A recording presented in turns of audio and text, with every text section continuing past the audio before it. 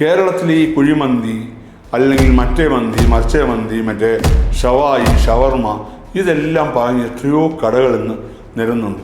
ഈ കടകളിലെല്ലാം കഴിക്കാൻ പോകുന്ന ആൾക്കാരും ശ്രദ്ധിക്കുക, 90% ഹിന്ദുക്കളാണ്. എന്നിട്ട് ഈ വെജിറ്റേറിയൻ ഹോട്ടൽ എടുത്ത് നോക്കുക. ഞാൻ കേരളത്തിൽ അങ്ങോളം യാത്ര ചെയ്യുന്ന ഒരാളാണ്. പലപ്പോഴും ഞാൻ വെജിറ്റേറിയൻ ഹോട്ടലിൽ പോകുമ്പോൾ അവിടെ കാണുന്നത് കൂടുതലും ഈ തട്ടമിട്ട അല്ലെങ്കിൽ ഈ പറഞ്ഞ ഈ ജിഹാദിൻ്റെ ഈ ഇതൊക്കെ ധരിച്ച ആൾക്കാരാണ് കൂടുതലും അവിടെ നിന്ന് ഭക്ഷണം കഴിക്കുന്നത്. അപ്പോൾ അവരുടെ കടകളിൽ കയറുന്നില്ല.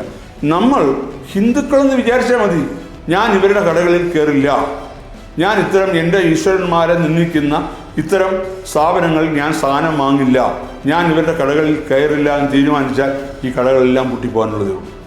അപ്പോൾ അതാണ് വിശ്വ ഹിന്ദു പരിഷത്ത് പറയുന്നത്.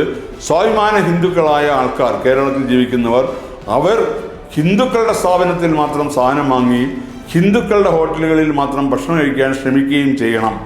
എങ്കിൽ തന്നെ ഈ വിഷയങ്ങൾക്കെല്ലാം ഒരു അവസാനം ഉണ്ടാവും.